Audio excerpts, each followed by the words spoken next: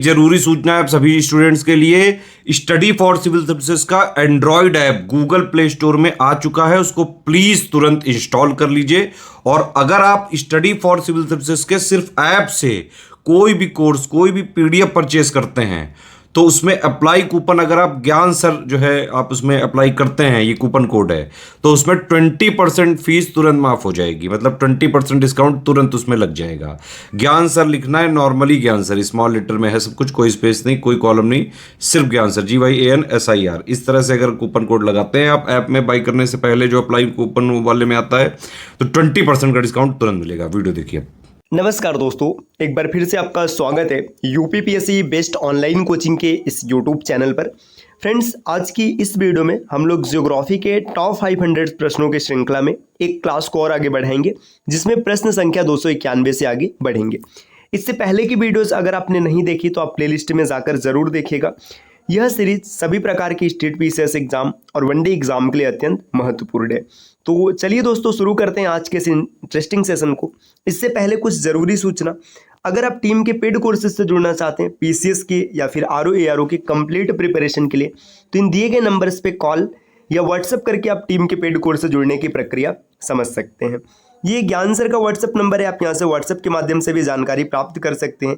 इसके अतिरिक्त play store से स्टडी फॉर सिविल सर्विसेज का एप्लीकेशन इंस्टॉल करना ना भूलेगा।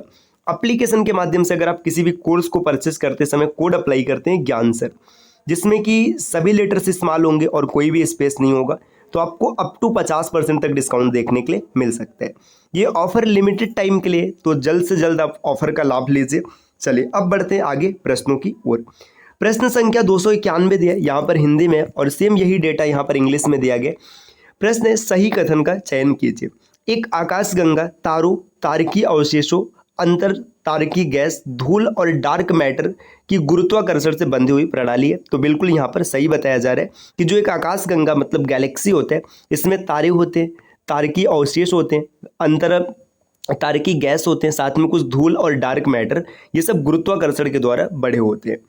अधिकांश आकाश गंगाओं के केंद्र में सुपर विशाल ब्लैक होल होते हैं। तो ऐसी भी धारणा प्रस्तुत की गई कि जितने भी आकाश गंगा है, इनके केंद्र में ब्लैक होल होते हैं। पहला और दूसरा, दो के दोनों पॉइंट यहाँ पर सही है, तो प्रश्न का सही उत्तर बन जाएगा विकल्प डी। 1 और 2 दोनों यहाँ पर सही है। अगले प्रश्न पर आते, प्रश्न संख्या 292 दिया है।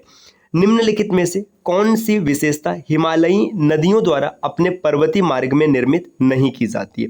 तो आपको ये बताना है कि इसमें से कौन सी ऐसी विशेषता है जो हिमालयी नदियां नहीं बनाती हैं। तो वी आकार की घाटियां ये बनाया जाता है, गॉर्ज ये भी बनाया जाता है, झरने ये भी बनाया जाते हैं। ऑक्सबो लेक ये नहीं बनाया जाता है। ऑक्सबो लेक क्या होता है, अगर इसे आपको समझना है तो आप वेट कीजिएगा, जब हम लोग डिस्क्रिप्टिव क्लास पढ़ेंगे तो इसके बारे में विस्तार से समझते हुए चलेंगे। प्रश्न संख्या 293 दिया है। निम्नलिखित में से कौन से अनाच्छादन के चरण हैं? आपको ये बताना है कि अनाच्छादन के चरण कौन कौन है। तो देखिए, अपक्षय, अपक्षय ये अनाच्छादन का चरण है, अपर्दन ये भी है, परिवहन ये भी है, और निक्षेप ये भी है। तो चार के चारों यहाँ पर जितने भी पॉइंट्स दिए गए सब अनाच्छादन के स्टेप्स हैं। तो इसका सही उत्तर बनेगा विकल्प डी। 1, 2, 3 और 4, इसमें चारों शामिल हो जाएंगे। प्रश्न संख्या 294 दिया है। पिछोला झील किस राज्य में स्थित है? तो पिछोला झील की बात करेंगे तो ये मुख्य रूप से राजस्थान की झील है, तो राजस्थान की प्रमुख झील है, इसे याद रखिएगा, पिछोला झील। विकल्प सी इस प्रश्न का उत्तर बन जाएगा, राजस्थान की प्रमुख झील होगी, है ना। अगले प्रश्न पर आते हैं। प्रश्न संख्या 295 दिया है। गलत युग्म को चुने। आपको इसमें से बताना है कि कौन सा युग्म गलत है ना। पहला दिया है सेला दर्रा, सेला दर्रा अरुणाचल प्रदेश में, बिल्कुल सही है। चांगला दर्रा ये लद्दाख में, ये भी सही है। ट्रेल्स दर्रा उत्तराखंड में, ये भी सही है। इमिसला दर्रा ये अरुणाचल प्रदेश में नहीं है। इसका सही उत्तर क्या होगा, ये किस स्टेट में है, आपको कमेंट करके बताना है कि इमिसला दर्रा कहाँ पर स्थित है। प्रश्न संख्या 296 दिया हुआ है। रेगुर मिट्टी के बारे में सही कथन चुनिए। आपको बताना है रेगुर मृदा के बारे में इसमें से कौन सा कथन सही है। रेगुर मृदा जिसे कि सामान्यतः काली मिट्टी के नाम से भी जाना जाता है, यह मृत्तिका गहरी और अप्रवेश्य होती है, बिल्कुल सही है। यह चूना, लोहा, मैग्नीशियम, एल्यूमिना के समृद्ध होती है, यह भी सही है। तो पहला और दूसरा दोनों पॉइंट यहाँ पर सही दिया है। तो रेगुर मृदा के संबंध में दोनों सही होंगे, विकल्प 1 और 2 दोनों, मतलब यहाँ पे डी इसका सही उत्तर बनेगा। 1 और 2 दोनों सही है। प्रश्न संख्या 297 दिया है। बन्नी घास के मैदान निम्नलिखित में से किस राज्य में स्थित है? देखिए यहाँ पे ये भारत के घास के मैदान की बात किया जा रहा है। घास के मैदान अत्यंत महत्वपूर्ण है, इसको आप जरूर याद रखिएगा। 297 नंबर में जो बन्नी घास के मैदान दिया है ये मुख्य रूप से उड़ीसा के घास के मैदान है। तो विकल्प 20 प्रश्न का, अब माफ कीजिएगा, गुजरात के घास के मैदान है, मैं उड़ीसा बोल गया पहले, है ना। ये विकल्प 20 प्रश्न का सही उत्तर बनेगा। अगले प्रश्न पर आते हैं। माउंट न्यारागुंगो में स्थित एक सक्रिय ज्वालामुखी। देखिए न्यारागुंगो ये एक सक्रिय ज्वालामुखी है ना। ये कहाँ पर स्थित है? तो ये कांगो में स्थित है। ये मतलब इंपॉर्टेंट पॉइंट है, इंटरनेशनल, मतलब ये ऐसे समझिएगा विश्व के भूगोल में आता है माउंट न्यारागुंगो, है ना। कांगो लोकतंत्र तांत्रिक गणराज्य, विकल्प 30 प्रश्न का सही उत्तर बन जाएगा। नेक्स्ट अगले क्वेश्चन पर आते हैं। क्वेश्चन नंबर 299 दिया, कैनरी द्वीप का कुम्ब्रे विसा ज्वालामुखी किस महासागर में स्थित है? देखिए कैनरी द्वीप, है ना। अब ये अगर देखेंगे तो ये अटलांटिक महासागर में है। तो विकल्प 20 प्रश्न का उत्तर बनेगा। प्रश्न संख्या 300 दिया, माउंट सेमेरू और माउंट मेरापी किस देश के सक्रिय ज्वालामुखी है? तो देखिए ये नाम से ही पता चल रहा है, सेमेरू और मेरापी ये इंडोनेशिया में आएंगे, है ना। इंडोनेशिया, विकल्प 20 प्रश्न का सही है ना। इंडोनेशिया की राजधानी ये जकार्ता है, याद रखिएगा, है ना, जकार्ता। अब इसकी राजधानी चेंज करके नूसुंतारा कर दिया गया, इसे भी याद रखिएगा। जकार्ता है अब, मतलब थी, लेकिन अब नूसुंतारा कर दिया गया। अगले प्रश्न पर आते हैं। प्रश्न संख्या 301 दिया, आपको सही कथन चुनना है, इसमें से बताना है कि कौन सा सही है। माउंट एसो जापान का सबसे बड़ा सक्रिय ज्वालामुखी है, बिल्कुल सही है, माउंट एसो जापान में है ना। दूसरा दिया, यह सिकोफू द्वीप समूह में स्थित है। तो सिकोफू द्वीप समूह में स्थित नहीं है, ये गलत हो जाएगा। विकल्प 1 सिर्फ सही होगा, तो इस प्रश्न का उत्तर बन जाएगा केवल 1, मतलब विकल्प डी। दोस्तों अगले प्रश्न पर आते हैं। प्रश्न संख्या 302 दिया, मैक्सिको की खाड़ी एवं कैरिबियन सागर को कौन सी जल संधि जोड़ती है? मतलब कौन सा ऐसा स्ट्रेट है जो मैक्सिको एंड कैरिबियन सी को जोड़ता है? तो इसका सही उत्तर हो जाएगा युकाटन जल संधि, युकाटन स्ट्रेट, विकल्प 30 प्रश्न का उत्तर बनेगा। अगले क्वेश्चन पर आते, पेरियार नेशनल पार्क किस पर्वत श्रृंखला में स्थित है? तो पेरियार नेशनल पार्क सबसे पहले नाम से पता चल रहा है पेरियार, है ना। ये कहाँ पर है? केरल में है ना। केरल में किस जगह पर स्थित है इसकी अगर बात करेंगे तो इसका सही उत्तर हो जाएगा पश्चिमी घाट। देखिए अगर आप ऐसे भी देखेंगे ना, विंध्य पर्वतमाला, अरावली, पूर्वी घाट, ये सब केरल में नहीं पड़ने वाले, तो पश्चिमी घाट इसका सही उत्तर हो जाएगा, है ना। तो पेरियार ये पश्चिमी घाट में आएगा, इसका सही उत्तर बनेगा विकल्प डी। अगले प्रश्न पर आते हैं। प्रश्न संख्या दिया है, मैगलन अंतरिक्ष यान किस ग्रह हेतु भेजा गया था? मैगलन अंतरिक्ष यान ये शुक्र ग्रह के लिए भेजा गया है, विकल्प डी इस प्रश्न का सही उत्तर बनेगा। प्रश्न संख्या 305, अंतरिक्ष यान कैसिनी किस ग्रह से संबंधित है? तो कैसिनी का संबंध है शनि से, विकल्प 30 प्रश्न का उत्तर बनेगा। हम लोग यहाँ पर सिर्फ सही उत्तर को देखते हुए चल रहे हैं, विस्तार से हम लोग इसको डिस्क्रिप्टिव में पढ़ेंगे। आगे दिया है, निम्नलिखित में से कौन सा एक झील तंजानिया और युगांडा के बीच अंतर्राष्ट्रीय सीमा बनाती है? तो तंजानिया और युगांडा इनके बीच में अंतर्राष्ट्रीय सीमा बनाने का काम करता है विक्टोरिया झील, विकल्प 30 प्रश्न का उत्तर बनेगा। दोस्तों अगले प्रश्न पर आते हैं। प्रश्न संख्या 307 दिया है, किसे हिल स्टेशनों की राजकुमारी के रूप में जाना जाता है? हिल स्टेशनों की राजकुमारी, है ना। कोडाई कनाल, देहरादून, ऊटी और दार्जिलिंग, तो इसका सही उत्तर होगा कोडाई कनाल, विकल्प ए इस प्रश्न का उत्तर बनेगा। 308 नंबर का क्वेश्चन दिया, विरूपाक्ष मंदिर किस नदी के तट पर स्थित है?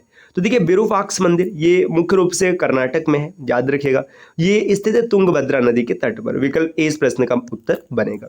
अगले प्रश्न पर आते हैं। प्रश्न संख्या 309 दिया, निम्नलिखित में से किस देश की तटीय रेखा विश्व में सबसे लंबी है? तटीय रेखा का मतलब ये होता है कि मतलब इस देश में ऐसे समझिए ना, भारत जैसे प्रायद्वीपीय भारत है, ये हो गया ना, ये यहाँ पे तट है तो इसको तटीय रेखा कहते हैं, मतलब ये जल क्षेत्र से घिरा हुआ है। तो किस देश की तटीय रेखा सबसे लंबी है? तो इसमें कनाडा, नॉर्वे, इंडोनेशिया, श्रीलंका, तो विकल्प ए इस प्रश्न का उत्तर बनेगा कनाडा। कनाडा की तटीय रेखा सबसे लंबी है। प्रश्न संख्या यहाँ पे 310 दिया, निम्नलिखित में से कौन सा द्वीप जापान का सबसे छोटा द्वीप है? तो शिकोकू ये जापान का सबसे छोटा द्वीप है। अभी पीछे हम लोगों ने देखा था, है ना, एक ज्वालामुखी के बारे में भी ये पॉइंट वहां पर बना था। प्रश्न संख्या 311 दिया है, निम्नलिखित में से सही कथन चुनिए, आपको बताना है कि इसमें से कौन सा कथन सही है। भारत का पहला परागणकर्ता पार्क नैनीताल उत्तराखंड में स्थित है, बिल्कुल सही है। भारत की पहली सी प्लेन सुविधा की शुरुआत गुजरात में, ये भी सही है। पहला दूसरा दोनों बिंदु सही है, तो विकल्प 30 प्रश्न का उत्तर बनेगा 1 और 2 दोनों सही है। दोस्तों अगर आप टीम के पेड कोर्सेज से जुड़ना चाहते हैं पीसीएस के कंप्लीट प्रिपरेशन के लिए, तो इन दिए गए नंबर पे कॉल या व्हाट्सएप करके आप जानकारी प्राप्त कर सकते हैं।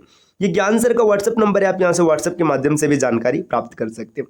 बाकी प्ले स्टोर से आप स्टडी फॉर सिविल सर्विसेज का एप्लीकेशन इंस्टॉल करना ना भूलेगा। एप्लीकेशन के माध्यम से आप किसी भी कोर्स को परचेस करते हैं और वहाँ पे कोड अप्लाई करते हैं ज्ञान सर, तो आपको अप टू 50% तक डिस्काउंट मिल सकता है। अगले प्रश्न पर आते हो दोस्तों, प्रश्न संख्या 312 दिया है, नीचे दिए गए जापान के द्वीपों का उत्तर से दक्षिण अनुक्रम है। मतलब आपको बताना है कि नॉर्थ टू साउथ अगर देखेंगे तो कौन से द्वीप किस क्रम में आएंगे। तो देखिए सबसे पहले हैकोडो, बिल्कुल सही है, मतलब सबसे ऊपर आता है। हैकोडो के बाद दूसरे नंबर पर आएगा होन्सू, है ना, तो होन्सू यहाँ पर दूसरे पर आएगा। इसके बाद शिकोकू आएगा, है ना, शिकोकू, और फिर क्यूकू आएगा। तो देखिए यहाँ पर आप देखेंगे तो ये पहले पर आएगा, ये दूसरे पर आएगा, ये तीसरे पर आएगा और ये चौथे पर आएगा। तो देखेंगे 13, 24 इस प्रश्न का सही उत्तर बनेगा। विकल्प यहाँ पर 20 प्रश्न का उत्तर बन जाएगा। अगले क्वेश्चन पर आते हैं, प्रश्न संख्या 313 दिया है, निम्नलिखित में से कौन सा एक पत्तन नगर नहीं है। मतलब पोर्ट सिटी कौन नहीं, इसमें आपको बताना है। बड़ा ही आसान सा क्वेश्चन है, कोई दिक्कत नहीं होगा, आप कर लेंगे। देखिए विशाखापट्टनम, बेंगलुरु, चेन्नई और कोचीन, है ना। तो इसमें विशाखापट्टनम ये पोर्ट सिटी है, बेंगलुरु जो है ये पोर्ट सिटी नहीं है, है ना। ये विशाखापट्टनम, चेन्नई और कोचीन, है ना, ये पोर्ट सिटी है क्योंकि यहाँ पर पोर्ट है। तो 313 का सही उत्तर बनेगा विकल्प बी। अगले प्रश्न पर आते हैं, मलेशिया में स्थानांतरित कृषि का स्थानीय नाम क्या है। तो देखिए झूम खेती, ये तो भाई इंडिया में ही है ना। कुमारी, पोडू, ये सब इंडिया के, तो मलेशिया का लदांग है। विकल्प डी इस प्रश्न का उत्तर बन जाएगा। प्रश्न संख्या 315 दिया, भारत के पश्चिमी तटीय मैदान के उत्तरी भाग को जिस अन्य नाम से जाना जाता है वह नाम है। देखिए भारत का जो पश्चिमी तटीय मैदान है और उसके उत्तरी भाग को, देखिए पश्चिमी तटीय मैदान अगर आप बनाएंगे, देखिए ये आपका प्रायद्वीपीय भारत हो गया, है ना।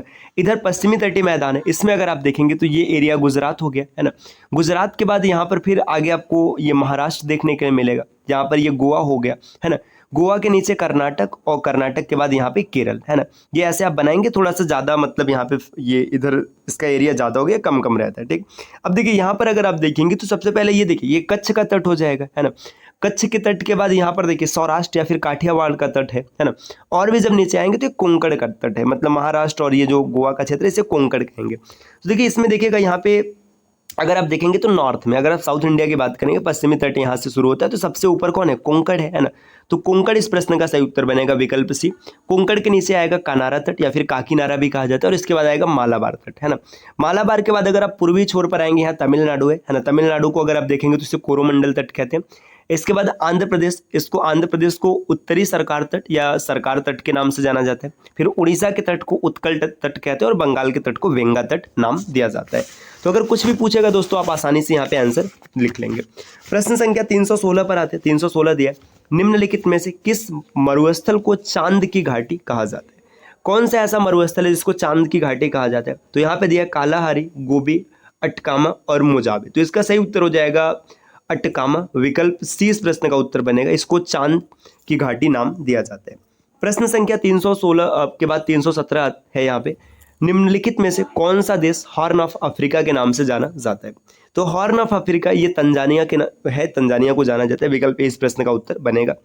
प्रश्न संख्या 318 दिया, निम्नलिखित नगरों में से कौन सा कर्क रेखा के निकटतम है। तो कर्क रेखा के सबसे पास की अगर बात करेंगे तो यहाँ पर दिल्ली, कोलकाता, जोधपुर और नागपुर, ठीक है। दिल्ली, कोलकाता, जोधपुर और नागपुर में अगर देखेंगे तो सबसे नजदीक है दिल्ली। विकल्प ए इस प्रश्न का उत्तर बनेगा। प्रश्न संख्या 319 है, भारत में भ्रंश घाटी में बहने वाली नदी है महानदी, नर्मदा, कावेरी, सुवर्ण रेखा। तो सुवर्ण रेखा इसका सही उत्तर बनेगा। अगला क्वेश्चन दिया प्रश्न संख्या 320, निम्नलिखित नदियों में से कौन सी एक उत्तर प्रदेश से नहीं गुजरती। आपको बताना है कौन सी नदी यूपी से नहीं गुजरती। गंगा, यमुना, रामगंगा और झेलम। देखिए गंगा भाई ये उत्तर प्रदेश की प्रमुख नदी है ना। इसके बाद यमुना इसकी सहायक है और रामगंगा भी इसी में आ जाएगी। तो ये तो तीनों उत्तर प्रदेश से हो गए। अब झेलम, देखिए झेलम नदी ना ये उत्तर प्रदेश से नहीं गुजरती, ये सिंधु की सहायक नदी है ना। सिंधु की सहायक नदी, तो फिर भाई ये ऐसे मतलब ऊपर से निकलता है और ऐसे नॉर्थ से ही चला जाता है ना, और इधर लास्ट में जाकर के पाकिस्तान में एंट्री कर जाता है। तो ये यूपी में नहीं आता है। झेलम इस प्रश्न का सही उत्तर बन जाएगा, विकल्प डी। अब दोस्तों ये आज की क्लास रही। क्लास कैसी लगी कमेंट करके ज़रूर बताइएगा। मिलते हैं आपसे अगले वीडियो में, तब तक के लिए नमस्कार।